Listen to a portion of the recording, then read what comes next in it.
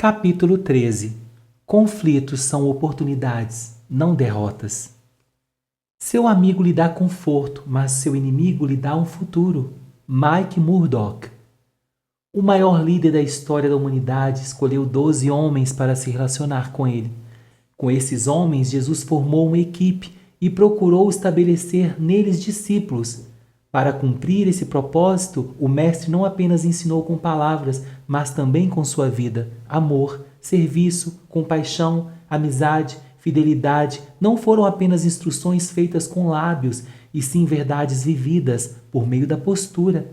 Durante praticamente 3 anos, os discípulos conviveram com o Mestre na arte de relacionar. No entanto, perto de Jesus ser crucificado, aconteceu uma discussão entre eles que pareceu contradizer tudo o que eles aprenderam. E houve também entre eles contenda sobre qual deles parecia ser o maior.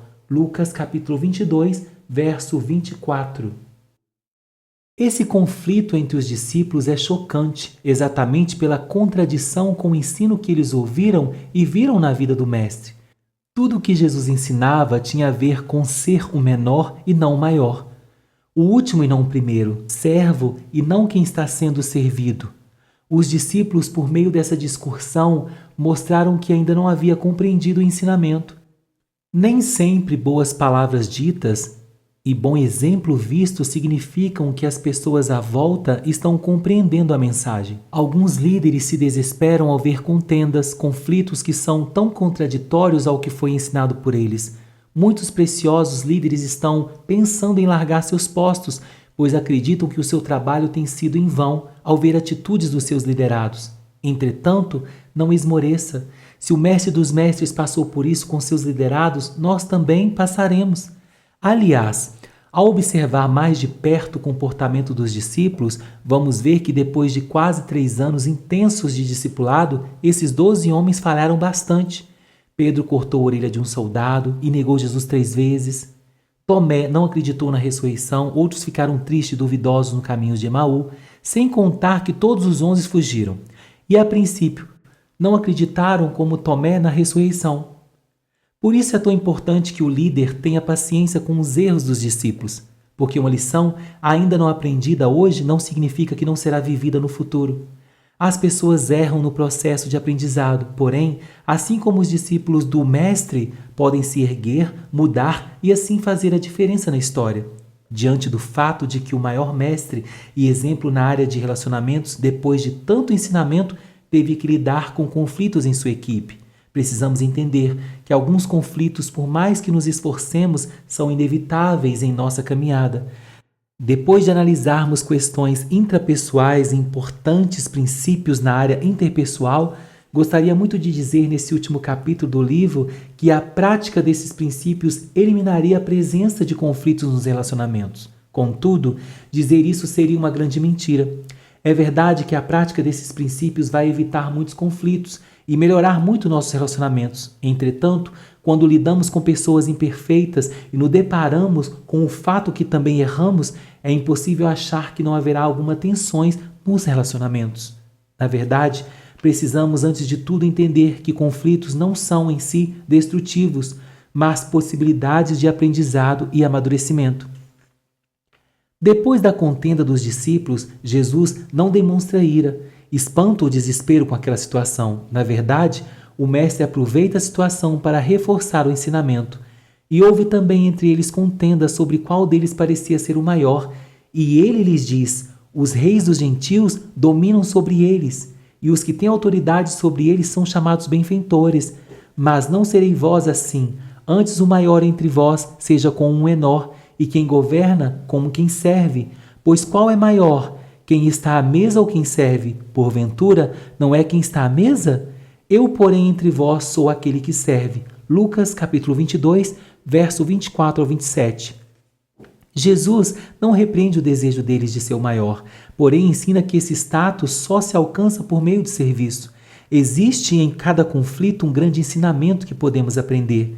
É fundamental que não façamos uma tempestade em copo d'água diante do conflito, mas que desenvolvemos uma atenção para aprender. Existem algumas lições que não são aprendidas na calma do dia a dia, e sim depois de lidar com situações difíceis.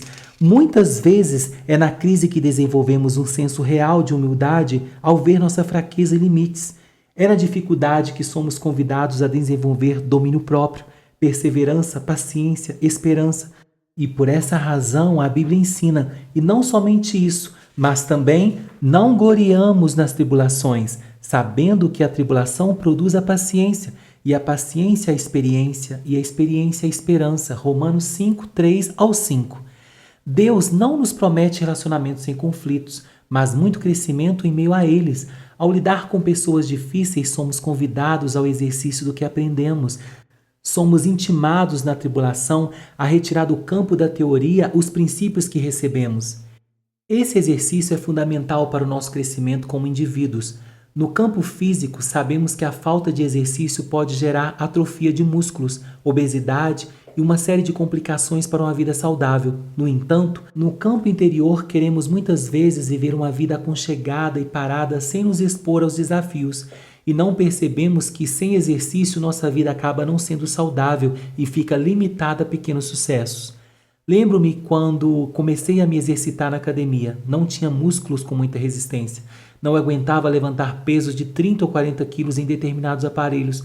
Por isso, precisei me exercitar com pesos de 20 quilos. Ao fazer isso, por um tempo, ganhei resistência muscular para conseguir pegar pesos que não conseguia no início. Muitas vezes, Deus quer nos entregar grandes desafios no futuro, todavia, não queremos ganhar resistência no presente. Acabamos fugindo do exercício da palavra quando nos deparamos com situações ou pessoas difíceis e não percebemos que estamos perdendo a oportunidade de nos preparar.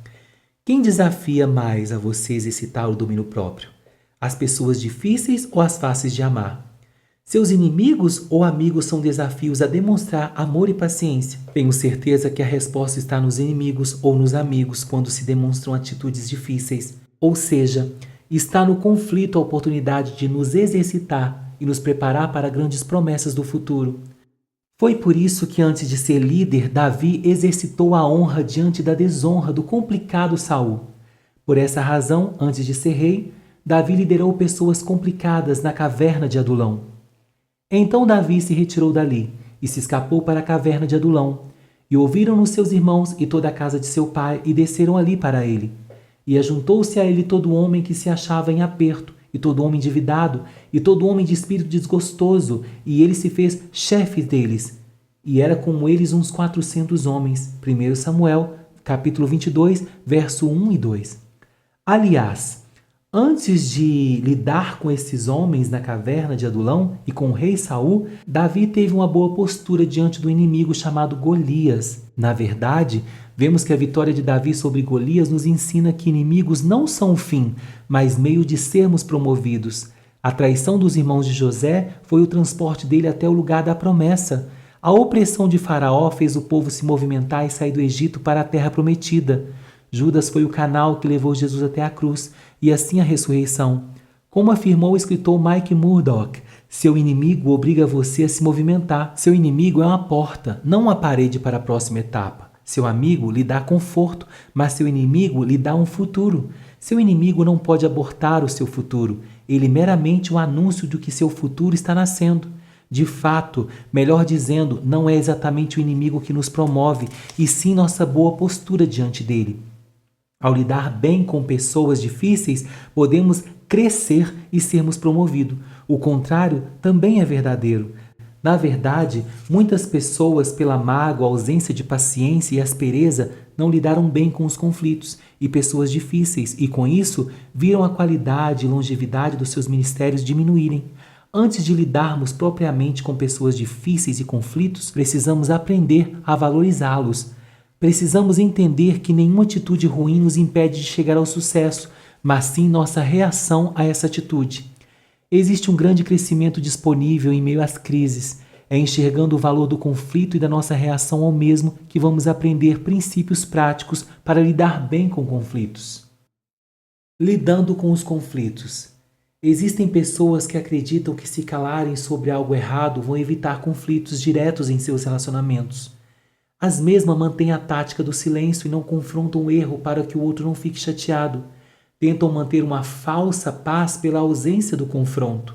Essas pessoas não percebem que o problema não resolvido já é sim um problema, pois quando não lidamos com o que nos irrita em um relacionamento, podemos acabar respondendo erradamente em outra área como forma de compensação ao que a pessoa fez. O outro não saberá por quê e continuará agindo mal, mantendo assim um ciclo de conflitos falsamente pacificados. Com o tempo, a tendência é que aqueles conflitos não resolvidos se tornem piores e acabem causando discussões grosseiras que podem destruir de forma terrível o relacionamento. Por isso é fundamental não fugir de lidar com o conflito, não adiar e achar que o tempo vai resolver a situação. Na maioria dos casos, o tempo não resolve, apenas agrava os conflitos. Por isso, Deus não nos chamou para nos calarmos e mantermos uma falsa paz. Ele nos chamou de pacificadores. O pacificador, como afirma o escritor John Bevere, não é aquele que se cala sobre o conflito, mas é quem lida com o mesmo para que haja paz. Ou seja, o pacificador não é a pessoa que afirma que está tudo bem quando não está. Ele é alguém que enfrenta a situação e procura pacificá-la. O pacificador entende a realidade que comportamento não confrontado é comportamento aceito. E esse comportamento aceito que machuca pessoas acaba cedo ou tarde sendo mortal para os relacionamentos. Precisamos de coragem para lidar com comportamentos errados e corrigi-los. Entretanto, necessitamos fazer do conflito algo construtivo e não destrutivo. Para tanto, é fundamental pensarmos na forma que corrigimos e não apenas na correção em si. Cada pessoa e relacionamento possui uma dinâmica específica e cabe a cada um de nós discernir e ter sabedoria para lidar de forma particular com cada situação. Na verdade, tentar tratar todas as pessoas da mesma forma pode ser um dos fatores do conflito. Jesus não tratou pessoas que assumiam seus erros do mesmo jeito que tratou os religiosos, orgulhosos, que agiam de forma hipócrita. Para uns, Jesus foi mais doce, para outros, mais duro. Pessoas diferentes exigem formas diferentes de tratamento. É verdade que a Bíblia nos manda não fazer acepção de pessoas e amar todas as pessoas. Todavia, a forma por meio da qual demonstramos amor precisa ser diversa, porque as pessoas são diferentes e reagem de formas distintas. Existem pessoas para as quais basta apenas uma frase para fazê-las reconhecer o seu erro e pedir desculpas. Outras que precisam de mais argumentos e paciências para assumirem seus equívocos. Humilde ou orgulhoso, tranquilo ou apavorado, calmo ou brigão, perfeccionista ou desleixado, com quem você está lidando? Procure saber para poder buscar uma forma mais adequada de conversar e resolver o problema. Contudo, não deixe de conversar. Algumas das verdades para lidar com os conflitos que veremos a seguir irão nos ajudar a lidar melhor quando eles acontecerem, desde que tenhamos a sabedoria de adaptá-las com o conhecimento que temos acerca do outro e com a situação em questão. Uma das primeiras verdades que precisamos lembrar para lidarmos com os conflitos é não levarmos para o lado da ofensa, e sim da resolução do problema. Muitos problemas acontecem quando saímos da questão em si para o lado pessoal. Quando erguemos a voz e ofendemos as pessoas, quando a questão, por exemplo, não é lidar com a indiferença do marido, mas ofendê-lo, chamá-lo de banana ou burro, a grande verdade é que pessoas diminuídas tendem a ser agressivas e isso pode fazer da conversa uma grande briga que será mais destrutiva do que abençoadora. Mantenha estabelecido o foco de que a conversa é para resolver o conflito e não para atacar a pessoa. Determine isso mesmo que o outro se altere. Mantenha seu tom de voz baixo e não deixe que suas emoções os atrapalhem. Se a raiva ou a mágoa estiverem afetando fortemente seu interior, ore antes e entregue isso a Deus. Peça ajuda ao Senhor, respire, se precisar e puder, adie até perceber que está mais calmo. Nesse processo, lembre a si mesmo as qualidades e importância dessa pessoa. Quando temos um conflito com alguém, muitas vezes ficamos cegos e vemos a pessoa como um grande problema. Isso será muito nocivo na hora do diálogo. É saudável comentar com a pessoa a respeito das qualidades e boas ações dela antes de lidar especificamente com a situação. Isso ajuda a nos acalmar e também a preparar o coração do outro a respeito da questão que será tratada. Após esse posicionamento, conceda ao outro o benefício da dúvida. Será que a pessoa realmente fez isso? Mesmo que pareça claro que a pessoa errou, procure saber os fatos. A palavra de Deus nos ensina: quem responde antes de ouvir comete insensatez e passa vergonha. Provérbios 18:13. Ouça a pessoa. Se estiver aconselhando um casal com problemas, não tome partido de um dos lados antes de ouvir ambas partes. Essa verdade parece óbvia, porém muitos conselheiros são emocionais demais e dão a razão a uma pessoa sem ouvir a outra parte e literalmente, como diz a Bíblia, passam vergonha. Por mais que a história contada pelo marido faça sentido e pareça ser verdade, não tome conclusões sem antes ouvir a esposa. Ouvir os dois lados dará a precisão adequada para resolver a situação de forma mais eficaz. Se o erro for direto com você, não chegue condenando a pessoa. Lembre-se do princípio da encarnação que vimos nesse livro.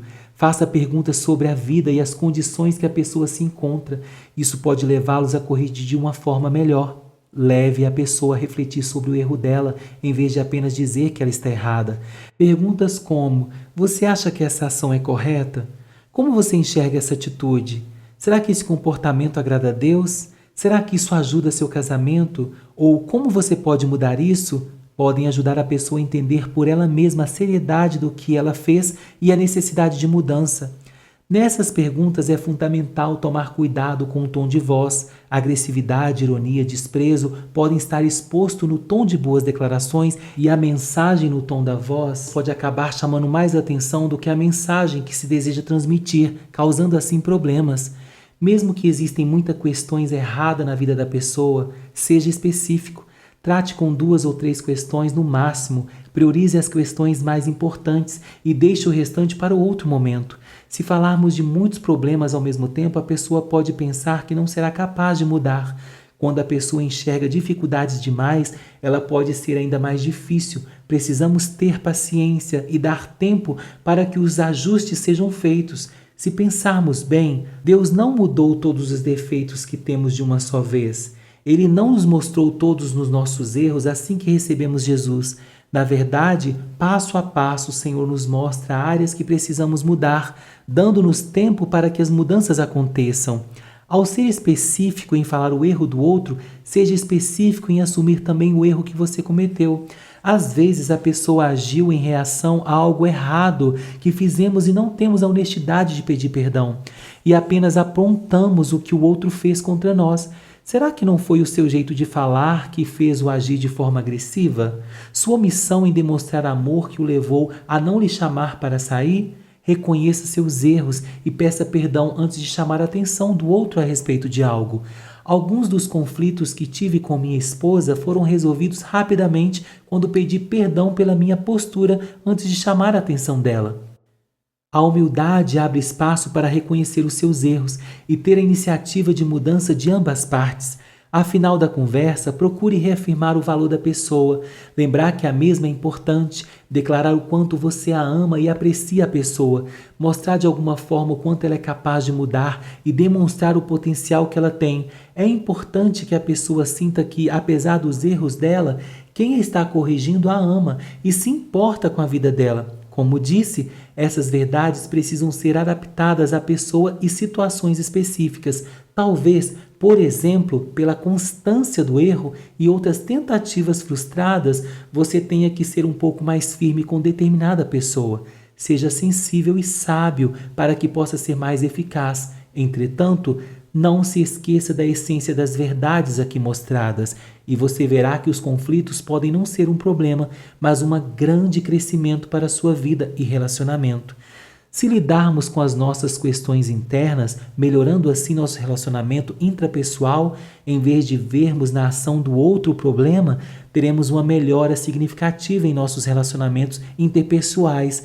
Se aliado a isso, procurarmos nos identificar com o outro, procurando encorajar o próximo, celebrando seus sucessos, sendo misericordioso com suas falhas e estabelecendo uma melhor comunicação, vamos propiciar excelentes relacionamentos e evitar muitos conflitos. No entanto, se os conflitos aparecerem, podemos ter uma boa atitude para com eles e resolvermos de forma sadia que promova a melhora e não a destruição dos relacionamentos. Diante de tudo isso, posso afirmar a você que, praticando os princípios vistos nesse livro, seus relacionamentos nunca mais serão os mesmos. Experimente praticá-los e você verá que a alegria não fará apenas parte do seu rosto, mas do semblante de quem está ao seu lado.